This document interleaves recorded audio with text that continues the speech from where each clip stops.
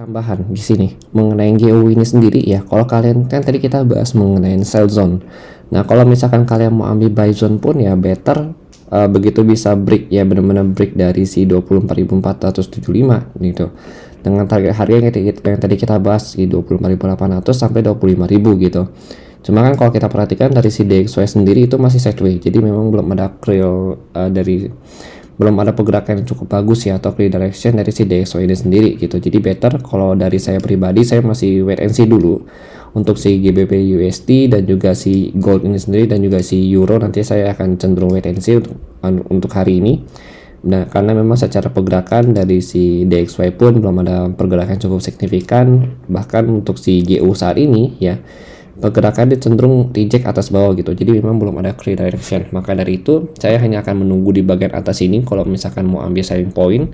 Kalau mau ambil buy point pun saya akan tunggu kurang lebih di harga 24.100 gitu. Atau di sini pun sebenarnya kalau saya perhatikan memang bukan area yang cukup kuat walaupun dia support ya. Jadi memang kalau mau ambil support point kita ambil kurang lebih di 24.000, karena kalau kita perhatikan di area ini pun dia udah reject sekitar 1, 2, 3. Jadi memang kurang lebih 3 kali reject gitu. Oke. Jadi itu sih kalau dari saya pribadi untuk buy pointnya. Untuk hari ini saya akan lebih banyak wait and see. Oke, itu tambahan dari saya. Terima kasih dan sampai jumpa pada video berikutnya. Halo semuanya, kembali lagi bersama saya Johan di Jurnal Trading ID. Jadi pada kesempatan video kali ini kita akan membahas kembali untuk update dari pergerakan GBP USD. Nah, untuk GBP USD ini kita perhatikan ya, memang pergerakannya cenderung sideways dan memang kurang lebih sih tidak begitu beda jauh dari pergerakan harga yang kemarin di tanggal 17 ya. Di tanggal 19 kemarin. Memang secara range harga kalau kita perhatikan untuk pergerakannya hampir mirip, sekitar di 24.000 sampai dengan tertingginya di 24.675. Nah, itu untuk pergerakan dari si range sideways kurang lebih untuk si GBP USD ini sendiri. Dan kalau untuk sell zone sih ini kan pertama 1, ini 2, ini 3 ya kan.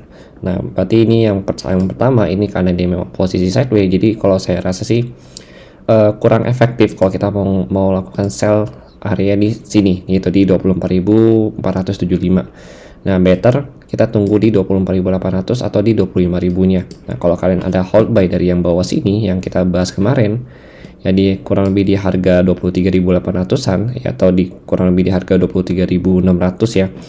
Itu kalian bisa hold dengan menaruh SR plus itu kurang lebih di harga sini di 24.000 pasnya aja seperti yang kita bahas, ataupun kalian kalau mau naikin ya, karena yang posisi harga saat ini juga di 24.400, kalian boleh naikin kurang lebih ke harga 24.140. Tapi saran saya sih memang better melihat dari pergerakan yang ada kemarin ya, lebih baik kita taruh di sini aja di 24.000 pasnya, atau di bawahnya juga boleh, karena kita manfaatin the last candle ya, last candle yang ada di sini gitu. Oke, kemudian yang saya perhatikan lagi ya untuk si GU hari ini ya, atau pagi hari ini, kalau kita lihat itu ada beberapa pergerakan yang memang di time frame 1 jam ya, itu dia seperti membuat channeling harga naik.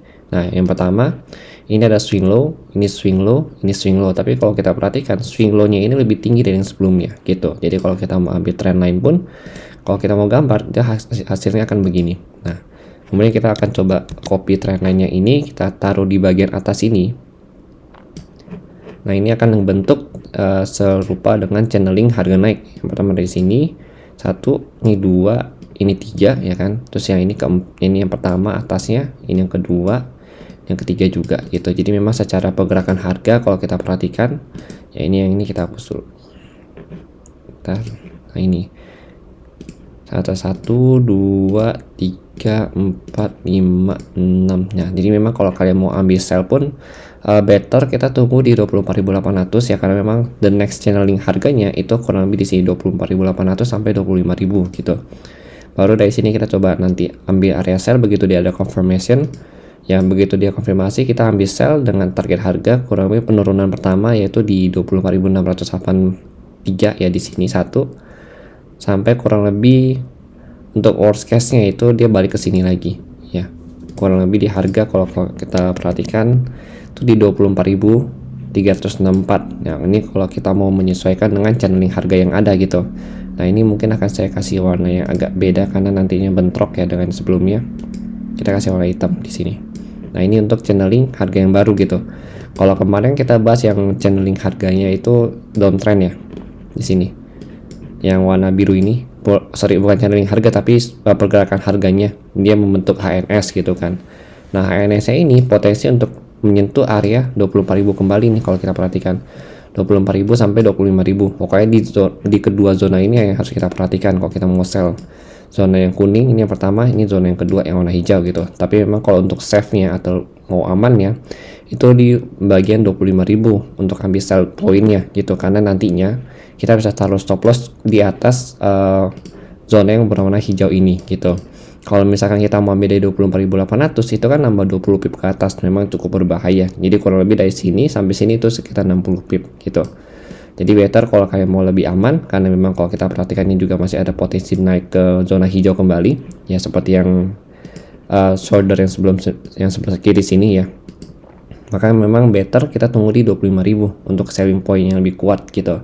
Nah ini kita bisa ambil juga, tapi ini lebih high risk gitu, karena memang kalau kita perhatikan hari ini juga ada news mengenai si DXY sendiri ya, mengenai S&P ya, memang cukup berbahaya juga karena ini hari Jumat, di mana hari Jumat itu biasanya harga market itu dikejar atas bawah, terutama untuk major pair dan juga si gold ini sendiri gitu. Jadi gitu, memang kalau untuk ambil sell pun ya better tunggu di sini gitu. Tapi kalau kalian mau ambil sell di bagian SNR yang di 24.000 ini nggak masalah, dengan catatan ya ini berarti kalian scalping di sini gitu. Ini juga sebenarnya short trade semua sih kalau saya ambil gitu. Karena mapping ini adalah untuk mapping intraday trading gitu, bukan untuk yang swing trading. Oke, itu sih kalau dari saya. Memang secara pergerakan dia masih channeling uptrend ya. Dia berusaha membentuk channeling uptrend di sini major trendnya untuk 1 jam ini, tapi kalau minor trend kalau kita perhatikan ini downtrend ya gitu. Oke, jadi mungkin sekian penjelasan dari saya mengenai SNR untuk GU hari ini ya. Memang tidak ada banyak perubahan, hanya ada beberapa penambahan atau penyesuaian dari pergerakan harga yang udah terbentuk dalam 2 hari ini gitu. Oke, sekian dari saya. Terima kasih dan sampai jumpa pada video berikutnya.